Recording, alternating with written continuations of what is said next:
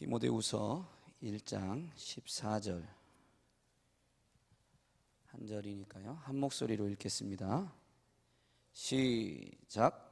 우리 안에 거하시는 성령으로 말미암아 내게 부탁한 아름다운 것을 지키라. 아멘. 한 번만 더 읽겠습니다. 한 번만 더. 시작. 우리 안에 거하시는 성령으로 말미암아 내게 부탁한 아름다운 것을 지키라. 아멘. 아멘. 아멘.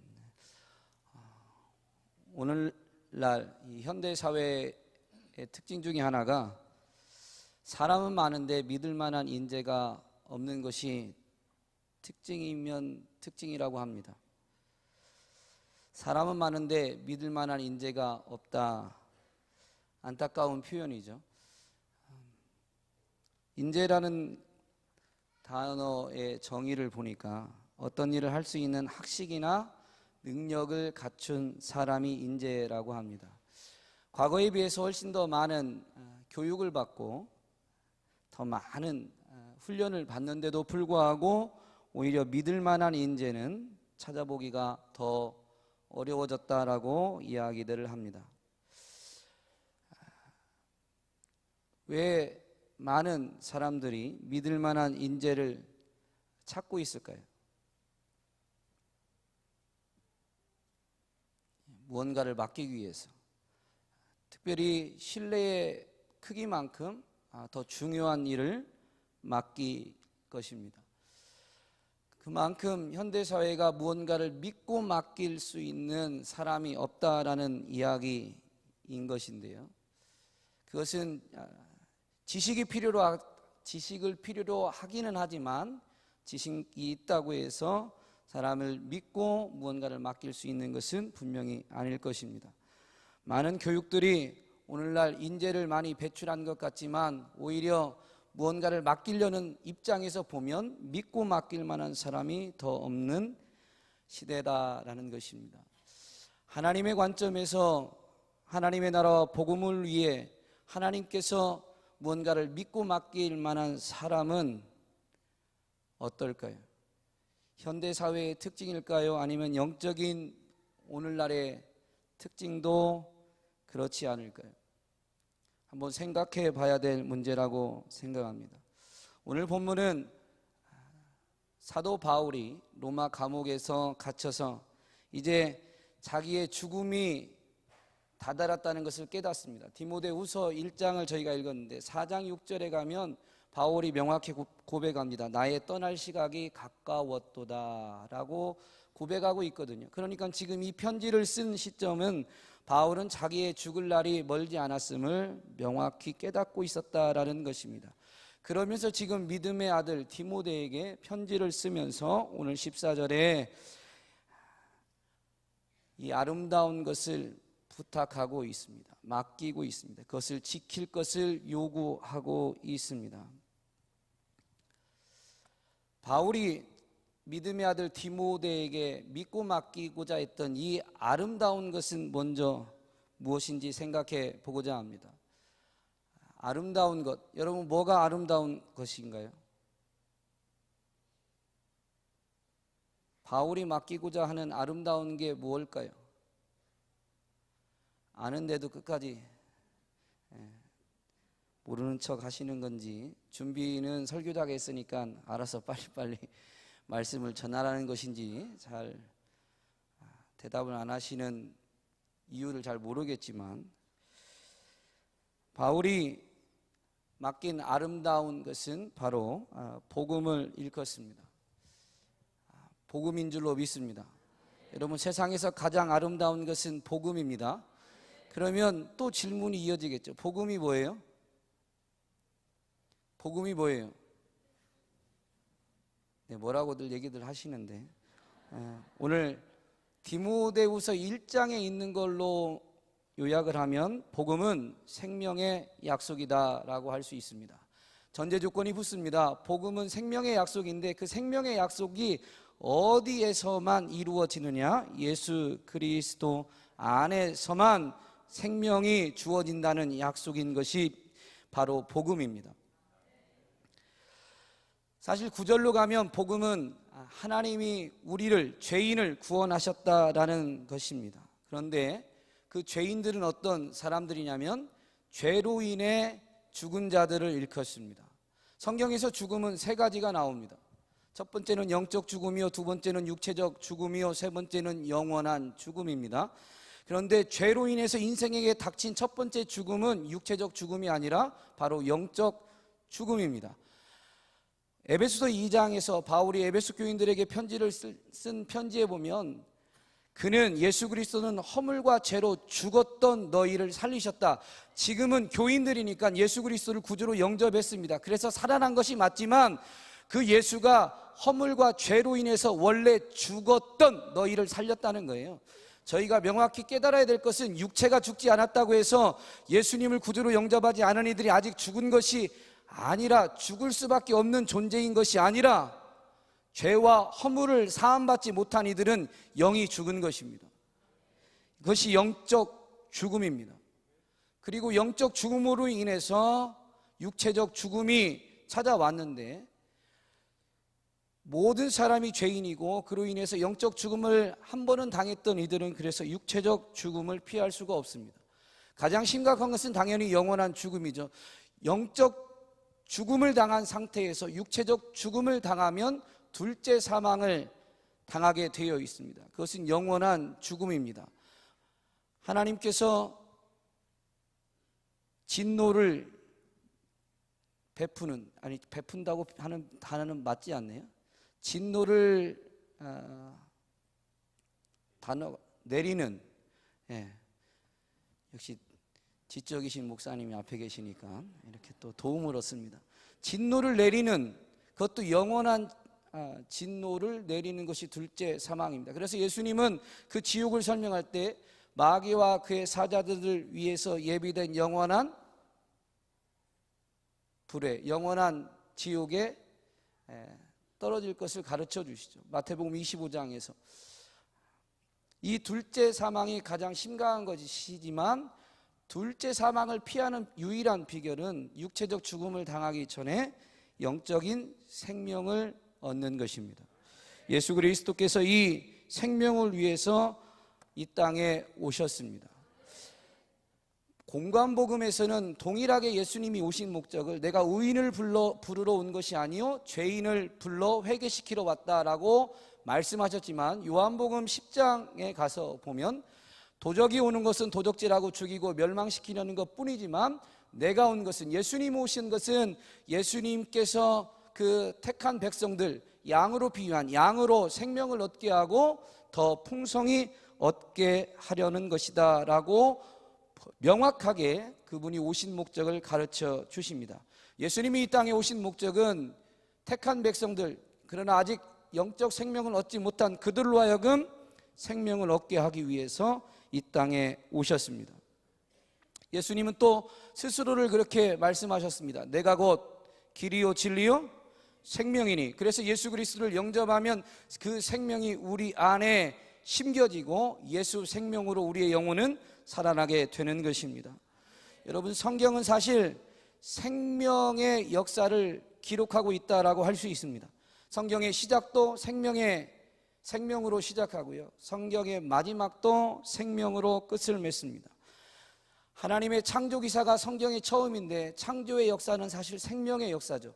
특별히 그 창조의 핵심인 사람 창조를 창세기 2장에서 조금 더 구체적으로 명확하게 다루는데요, 창세기 2장 7절에 보면 여호와 하나님이 땅의 얼굴로 사람을 지으시고 생기를 그 코에 불어 넣으셨다라고 분명히 우리에게 가르쳐 주십니다. 또한 그 이어서 하나님이 창조한, 하나님이 만든 그 사람을 이끌어서 동방의 에덴의 동산을 창설하시고 에덴 동산을 만드시고 거기에 두셨는데, 에덴 동산의 핵심이 뭐냐면 9절에 이렇게 나와 있습니다. 여호와 하나님이 그 땅에서 보기에 아름답고 보기에 좋은 나무가 나게 하시니 동산 가운데에는 무엇과 무엇이 있어요? 우리는 타락한 이후에, 범죄한 이후에 존재한 인생들이다 보니까 선악을 알게 하는 나무, 그것을 아담이 따먹어서 그 영향 아래 있다는 것을 우리가 성경을 통해 깨닫다 보니까 동산 중앙에 하나님이 계명으로 주셨던 그 선악을 알게 하는 나무가 있다라고 알고 있지만 성경의 순서상으로 봐도 생명나무가 먼저 나옵니다. 그렇다면 무슨 얘기냐면 동산 중앙에 생명나무와 선악을 알게 하는 나무를 두어서 하나님을 기억하고 하나님이 공급하시는 생명을 누리게 하는 것이 바로 하나님이 에덴 동산을 만든 목적이요 사람을 그곳에 인도한 목적이다라는 것입니다. 원래 하나님은 인생으로 하여금 이 생명을 지속적으로 주길 원하신 줄로 믿습니다. 다만 인생이 하나님의 뜻을 어기고 반역해서 생명이 아닌 사망을 당하게 된 것입니다. 성경의 가장 핵심 예수 그리스도, 바로 이 복음서에 그 예수님이 인간의 몸을 입고 우리 가운데 오셔서 생명을 얻게 하셨다는 것은 좀 전에 말씀드렸고요. 그 예수 그리스도께서 부활하고 승천하셔서 당신의 백성을 예수님이 부활하시면서 동일하게 부활의 몸을 입고 새하늘과 새 땅에 거하게 하실 텐데, 계시록 마지막 22장에 가면 그 새하늘과 새 땅에는 무엇이 있느냐? 보좌로부터 생명강이 흘러나고 생명강 좌우로 생명나무가 있어서 열매를 맺고 그 생명나무의 잎사귀들을 통해서 만국이 치료를 받는다라고 분명히 가르쳐 줍니다. 처음 창조할 때도 비록 타락함으로 인해서 인생에게 사망이 찾아왔지만 하나님이 주시고자 했던 것은 예수 그리스도를 통해서 생명이셨기에 예수 그리스도의 구원 사역과 그리고 부활 이후에 마지막 우리를 이끌어서 그분의 나라에 인도하시면 그곳에서도 역시 보좌로부터 흘러나오는 생명강과 생명강 좌우에 있는 생명나무의 열매, 그 잎사귀들로 인한 치유와 풍성한 생명의 은혜를 누리게 하시는 줄로 믿습니다. 오늘 본문 앞절에 보면 10절에 이렇게 나와 있습니다. 이제는 우리 구주 그리스도 예수의 나타나심으로 말미암아 나타났으니 그는 사망을 패하시고 복음으로써 생명과 썩지 아니할 것을 드러내셨다라고 우리에게 가르쳐 주십니다. 이것이 바로 복음입니다. 생명을 드러내셨습니다. 그런데 이 생명을 드러내시기 위해서 예수 그리스도께서 사망을 패하셨다라고 우리에게 명확히 가르쳐 주십니다. 예수님이 사망을 패하셨다라는 것은 사망 자체를 없앤 것이 아닙니다. 패하셨다는 것은 무력하고 무의미하게 만들다라는 뜻입니다. 그래서 예수 그리스도 안에서 영적인 생명을 얻는 사람에게는 사망이 무력합니다. 사망이 무의미합니다. 아직 사망이 없어진 것은 아닙니다. 우리의 육체는 사망이라는 것은 그 관문을 통과하게 되어 있습니다. 그럼에도 불구하고 사망의 그 횡포에 짓눌리지 않는 것입니다. 그래서 예수 그리스도 안에 있으면 참 자유가 있는 줄로 믿습니다. 히브리서 2장 14절 15절 말씀 한번 같이 보실까요?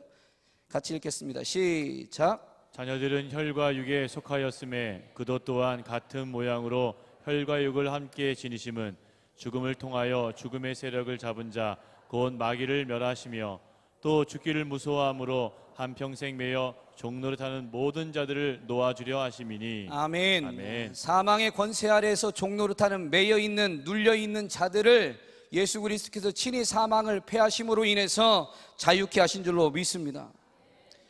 그래서 계시록 14장 13절에서는 그리스도 안에서 죽는 것이 잠자는 자들이 복이다라고 우리에게 분명히 가르쳐 주십니다. 왜냐하면 그 죽음이란 관문을 통해서 그들은 무언가가 끝난 것이 아니라 그들의 수고를 그치고 진정한 쉼, 안식을 얻게 되기 때문입니다. 그래서 예수 그리스도 안에 있으면 자유와 참 쉼과 안식이 있습니다. 더 이상 사망의 권세 아래 매이지 않는 것입니다. 물론 육체의 죽음을 당하죠. 그러나 예수님이 말씀하셨습니다. 내가 곧 부활이요 생명이니 나를 믿는 자는 죽어도 살겠고 살아서 믿는 자는 영원히 죽지 않는다라고 분명히 우리에게 가르쳐 주셨습니다. 그래서 죽음 자체가 우리에게 두려움이 아닙니다. 영생을 생명을 얻은 자는 이미 이 땅에 있는 동안 우리의 존재, 우리의 소속이 사망에서 생명으로 옮겨졌기 때문에 둘째 사망은 결단코 우리에게 두려움이나 해가 되지 않습니다. 또한 예수 그리스도께서는 생명과 썩지 아니할 것을 나타내셨다라고 했는데, 생명은 이 땅 가운데서 우리가 얻은 생명, 영적 생명을 의미한다라고 볼 수 있습니다. 굳이 구분하자면. 그리고 썩지 아니할 것은 바로 예수 그리스도께서 부활하심으로 인해서 얻게 되는 영의 몸, 그 영의 몸을 입으면 더 이상 썩는 것이 없고 그 영의 몸을 가지고 영원한 생명을 누리게 되는 것을 의미한다라고 볼 수 있습니다. 여러분, 예수님이 부활하셨는데 그 부활은 첫 열매로 예수 그리스도 안에 있는 저와 여러분도 부활의 은총을 입는다는 것을 분명히 믿으십니까? 예, 그 부활의 은총이 그렇습니다. 고린도전서 15장 52절에서 54절 말씀 같이 한번 보시겠습니다. 시작. 나팔 소리가 나매 죽은 자들이 썩지 아니할 것으로 다시 살아나고 우리도 변화되리라. 이 썩을 것이 반드시 썩지 아니할 것을 입겠고 이 죽을 것이 죽지 아니함을 입으리로다. 이 썩을 것이 썩지 아니함을 입고 이 죽을 것이 죽지 아니함을 입을 때에는 사망을 삼키고 이기리라고 기록된 말씀이 이루어지리라. 아멘. 아멘. 현대 사회가 과학 문명이 발달하는데요, 과학 문명이 발달한 그것을 가지고 애를 쓰는 게 뭐예요? 잘 사는 것. 다른 말로 오늘 본문과 연관된 얘기로 바꿔서 하면 죽음 없이 건강하게 오래 사는 것. 심지어 죽음이 없다라는 표현은 다른 말로 하면 영원히 살고자 하는 것을 의미합니다. 의학이 발달하고 과학이 발달하면 하나님 모르는 인생들은 어떻게 하냐면요, 어떻게든 안 죽으려고, 어떻게든 죽음을 피해 보려고 애를 씁니다. 그런데 그들에게 묻습니다. 인간 중에 죽음을 피할 수 있는 사람이 있습니까? 죽음을 당하지 않는 사람이 있습니까? 없다고 말은 하면서도 그 죽음이 내게는 닥쳐오지 않기를 바라고 있고요, 심지어 내가 갖고 있는 힘을 최대한 동원해서 죽음을 밀어보려고 합니다. 왜 그럴까요? 영적 생명을 얻지 못한 그들에게는 그들이 인정하든 인정하지 않든, 그들이 깨닫든 깨닫지 못하든 둘째 사망이 놓여있기 때문에 그렇습니다.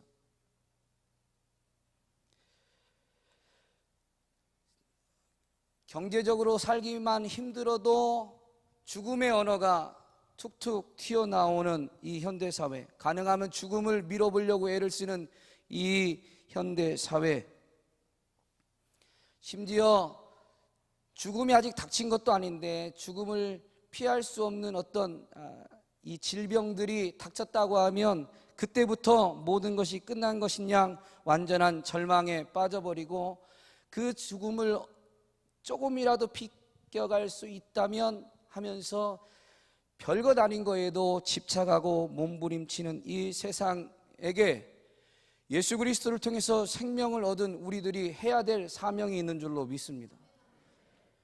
바로 예수 그리스도께서 사망을 패하셨고 생명과 썩지 아니할 것을 드러내셨다라는 바로 이 생명의 복음을 선포해야 되는 줄로 믿습니다. 이 누구든지 이 복음을 들으면 살아나는 줄로 믿습니다. 예수 그리스도를 영접하면 살아나는 줄로 믿습니다. 특별히 저와 여러분에게도 이 사명이 이미 맡겨진 줄로 믿습니다. 사명이 맡겨졌다니까 갑자기 부담되시는 것 같아요. 저와 여러분에게 이미 사명이 맡겨진 줄로 믿습니다. 그러면 하나님은 이 사명을 어떤 사람, 어떤 인재에게 맡겨주시느냐 이거죠. 성경 처음부터 마지막까지 독생자 예수 그리스도를 내어주면서까지 그렇게 베풀고자 하셨던 이 생명, 이 생명의 복음을 맡기셨다는 것은 하나님의 태초의 계획, 그리고 역사의 종점에서 이루고자 하는 하나님의 소원을 맡기신 것입니다. 어떤 사람에게 맡기셨나요? 오늘 본문에 바울을 통해서 디모데에게 맡겼습니다. 바울은 그가 고백한 것처럼 반역자요 포행자입니다. 그런데도 불구하고 하나님은 그런 사람에게 이 생명의 복음을 맡기셨습니다. 오늘 본문으로 가면 디모데는 연약하고 어리고 내성적이고 소심한 사람입니다. 디모데전서 4장 12절에 보면 바울이 디모데에게 먼저 이렇게 권면하잖아요. 누구든지 너의 연소함을 업신여기지 못하게 하라라는 것입니다. 이 디모데가 나이가 어린 것입니다. 또한 육체적으로도 연약했습니다. 디모데전서 5장 23절에 바울은 또 이렇게 권면합니다. 지금부터는 물만 마시지 말고 너의 위장과 자주 생기는 병을 위해서 포도주도 조금씩 써라라고, 포도주를 술로 아닌 이제 의약품으로 사용할 것을 권면하고 있습니다. 나이도 어리다라는 것은 어쨌든 경건의 능력이 훈련되어져야 되니까, 나이가 어리다는 것은 아직도 훈련되어야 될 부분이 있다라는 것입니다. 연약하다는 것이죠. 영적으로, 또한 육체적으로도 이렇게 질병 가운데 어려움 겪을 만큼 디모데는 연약한 존재였습니다. 또한 또 다른 바울 서신에 보면 고린도에 디모데를 보내면서 바울은 디모데를 보낸 그 고린도 교인들에게 이렇게 부탁합니다. 디모데가 이르거든 너희는 조심하여 그로 두려움이 없이 너희 가운데 있게 하라. 디모데로 하여금 어떤 일을 지금 맡겨서 고린도 교회에 보내는데, 고린도 교회들이 디모데의 나이 어린 것이나 어떤 육체적으로 연약한 것 또는 그 어떤 것을 가지고 마음을 어렵게 하면 정말로 이 디모데는 소심하고 연약해서 쉽게 두려움에 휩싸여서 자기가 감당해야 될 사명을 감당할 수 없을 것 같아서 사전에 편지를 통해서 교인들에게 신신당부하고 있는 것입니다. 디모데처럼 연약하고 여리고 소심한 자에게 하나님은 복음을 맡기셨습니다. 로마서에서도 보면 지혜로운 자에게, 능력 있는 자에게 하나님의 복음을 맡기시지 않으셨습니다. 왜 그러셨나요? 복음을 사람의 지식과 사람의 능력으로 감당하려고 하면 두려움에 짓눌려 버립니다. 오늘 디모데후서 1장 7절 한번 같이 보실까요? 찾으셨으니까요. 1장 7절 같이 읽겠습니다. 시작. 하나님이 우리에게 주신 것은 두려워하는 마음이 아니요 오직 능력과 사랑과 절제하는 마음이니. 아멘. 그 마음이란 단어는 영이다라는 단어로도 해석할 수가 있습니다. 성경 중에 가끔 보면 이렇게 각주 같은 게 달려 있거든요. 헬라어 원어로 보면 마음 또는 영으로 해석할 수 있습니다. 하나님이 우리에게 주신 것은 두려워하는 마음이 아니요 오직 능력과 사랑과 절제하는 마음, 절제하는 영이다 라는 것입니다. 만약에 이 영이 없으면 두려움에 짓눌리는 거죠. 두려운 마음을 피할 수 없는 것이죠. 오늘 14절 우리가 읽은 본문에서 바울은 자기가 맡았던 그 복음을 디모데에게 다시 이제 위탁하면서 이렇게 합니다. 우리 안에 거하시는 성령으로 말미암아. 그 복음을 디모데에게, 이 여리고 연약하고 소심하고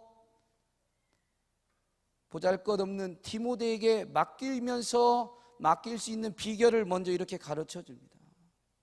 우리 안에 거하시는 성령으로 말미암아.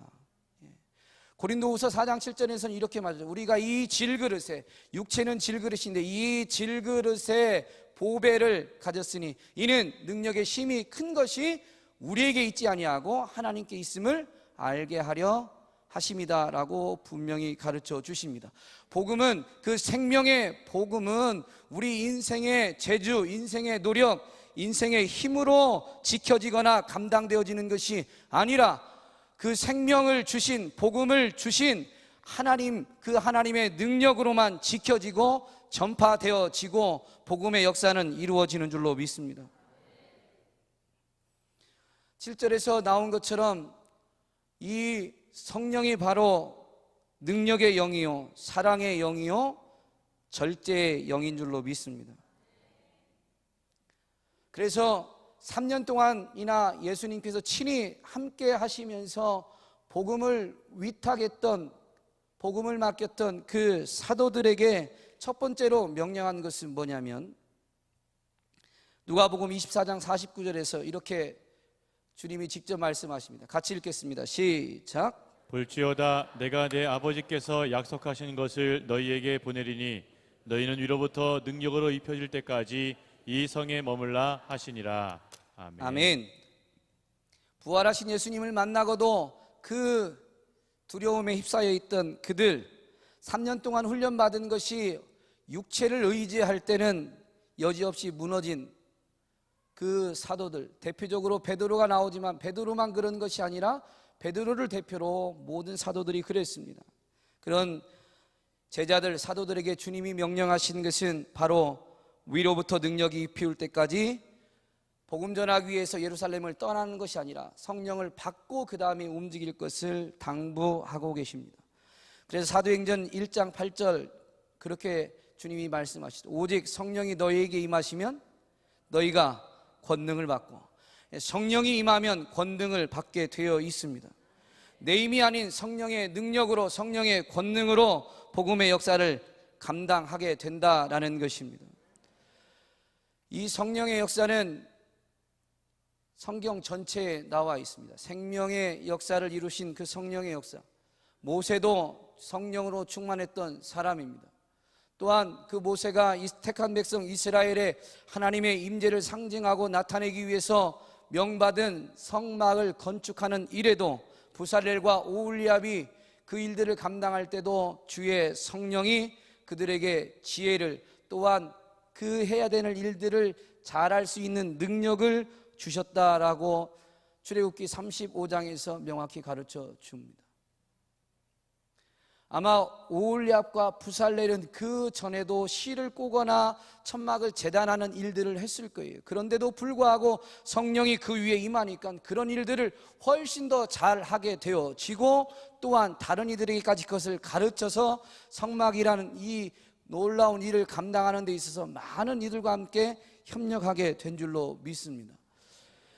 없는 능력도 그분은 주실 수 있지만 우리가 갖고 있는 미약한 능력도 성령이 임하시면 갑절의 능력으로 나타나게 될 것입니다.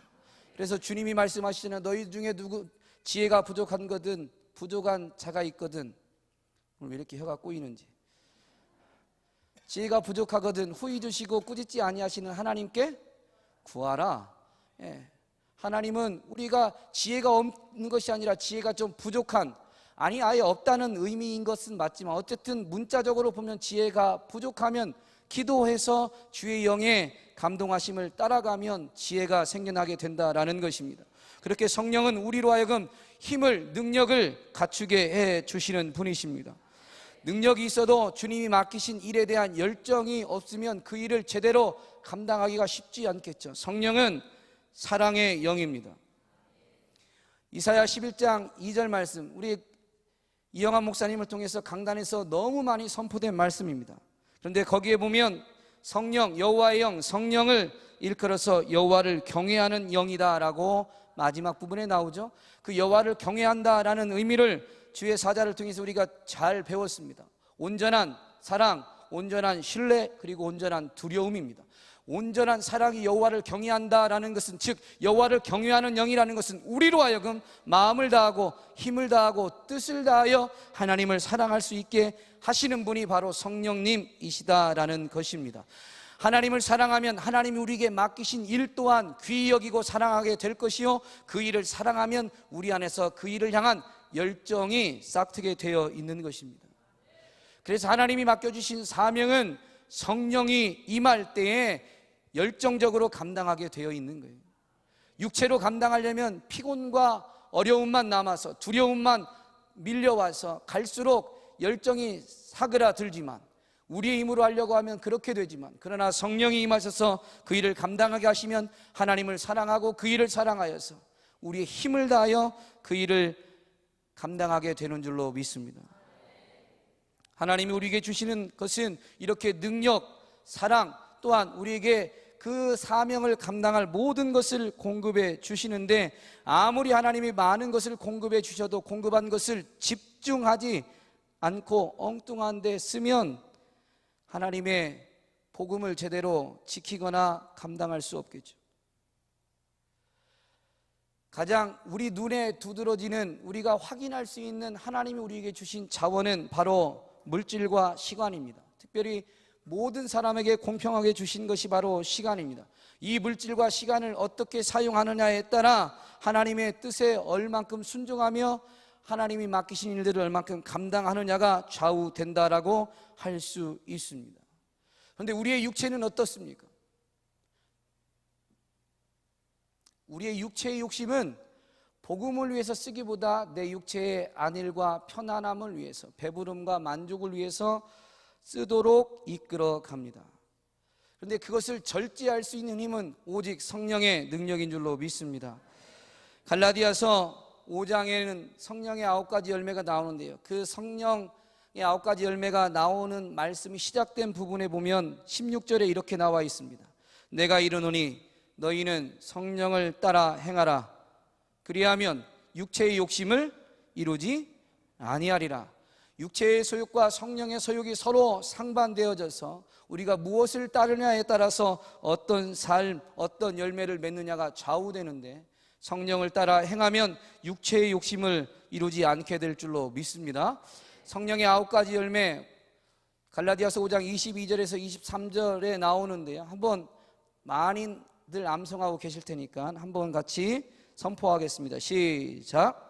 오직 성령의 열매는 사랑과 희락과 화평과 오래 참음과 자비와 양선과 충성과 온유와 절제니 이 같은 것을 금지할 법이 없느니라. 24절 이어서 가겠습니다. 24절 시작. 그리스도 예수의 사람들은 육체와 함께 그 정욕과 탐심을 십자가에 못 박았느니라. 아멘, 아멘. 성령의 열매는 우리의 육체, 그리고 그 육체의 정욕을 십자가에 못 박을 때 풍성하게 맺어져 갑니다. 그로 인해서 바로 이 복음을 지키고 복음을 증거하는 일들은 이루어지게 될 것인데요, 그것은 성령의 역사인 것입니다. 바울, 오늘 디모데에게 먼저 하나님으로부터 이 생명의 복음을 위탁받았던 이 바울이 자기의 사명을 다하고 이제 디모데에게 위탁하고 있는데, 바울은 그 사명을 자기의 능력으로 감당한 것이 결코 아님을 고린도전서 15장 10절에서 고백합니다. 우리 같이 한번 마지막 말씀인데요, 선포하겠습니다. 시작. 그러나 내가 나 된 것은 하나님의 의뢰도 된 것이니 내게 주신 그의 은혜가 헛되지 아니하여 내가 모든 사도보다 더 많이 수고하였으나 내가 한 것이 아니요 오직 나와 함께 하신 하나님의 은혜로라. 아멘, 아멘. 하나님의 은혜로 우리는 사명을 감당하게 되고요, 우리가 열심인 것 같지만 열심 낼 수 있는 것조차도 하나님의 은혜다라고 분명히 바울은 고백하고 있고, 그 열심이 어떤 결과를 보장하는 것이 아니고 열매를 맺게 하시는 분은, 이 일을 성취하시는 분은 하나님이시니까, 내가 열심히 냈고 남보다 더 많이 수고했지만 그럼에도 불구하고 간 곳마다 교회가 세워지고 복음의 열매가 맺게 된 것도 결국은 하나님의 은혜다라는 것입니다. 나와 함께 하시는 하나님, 즉 성령님의 역사다라는 것을 분명하게 고백하고 있는 것입니다. 오늘 하나님이 찾으시는 인재는 어떤 사람이냐? 개인의 능력을 가지고 하나님의 일이 될까 안 될까 계산하고 판단하는 자가 아니라, 내가 있는 것은 완전히 주님 앞에 내려놓고 십자가에 못 박아 버리고 성령님만을 의지하는 사람이 하나님 나라의 인재인 줄로 믿습니다. 왜냐하면 그때 하나님의 능력이 가장 명확하게, 가장 멋지게, 가장 아름답게 선포될 것이기 때문입니다. 여러분, 오늘 우리가 자랑해야 될 것은 바로 예수 그리스도와 그의 십자가, 그로 인해서 성령을 쫓아가는 삶인 줄로 믿습니다. 오늘 이 3일 저녁 수요 저녁에도 주의 전을 찾고 주의 은혜를 사모하며 기도하는 여러분들이야말로 하나님 나라의 인재, 하나님이 찾으시는 인재인 줄로 믿습니다. 여러분에게 하나님이 이 생명의 복음을 이미 맡기셨습니다. 여러분 개인에게도 이미 맡기셨지만 우리 한밭 제일교회에게도 맡기셨습니다. 담임 목사님 목양 마무리하는 시점에 장자권의 회복과 누림이라는 귀한 사역을 펼칠 수 있도록 성령 하나님께서 은혜를 베풀어 주셨고, 그 장자권 사역을 통해서 많은 목회자들이 살아나고 있습니다. 목회의 소망을 잃었습니다. 목회의 의욕을 잃었습니다. 생명력을 잃어버린 것이죠. 내가 뭔가 할 수 있을까? 아니, 목회를 포기하려고 했던, 중단하려고 했던, 정말로 사망의 권세에 눌려있던 목회자들이 이 장자권 사역을 통해서 살아나고 있다면 장자권 사역은 바로 생명의 복음의 역사인 것입니다. 그런데 이 장자권 사역을 한밭제일교회에 맡기셨다면 여러분에게 이 생명의 복음을 맡기신, 교회를 통해서 생명의 복음을 맡기신 줄로 믿습니다. 여러분들은 이 아름다운 것을 지켜야 될 하나님 나라의 인재들입니다. 우리가 갖고 있는 것으로 하는 것이 아닙니다. 우리가 부자여서, 우리가 시간이 많아서, 우리가 무언가를 가져서가 아니라 성령을 힘입을 때에만 이 하나님의 역사는 이루어지게 될 것입니다.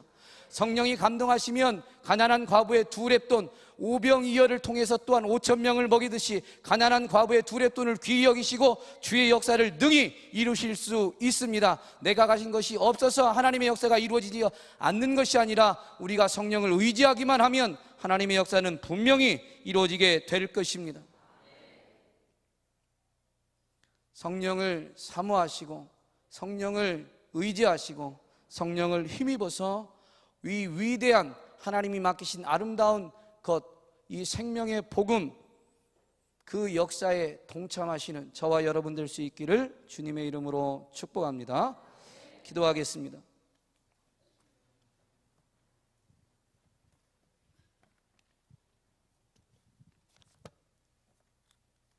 하나님 감사합니다.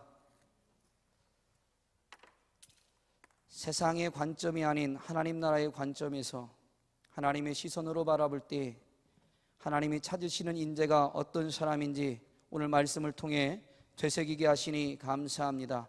그럼에도 불구하고 우리 육체가 가진 눈에 보이는 것으로 판단했던 우리의 연약함과 무지함을 긍휼히 여겨주시고 오늘 이 말씀을 통해서 내가 하나님 나라의 인재가 될 수 있다는 것을 분명히 부여잡고 도전하게 하여 주옵소서.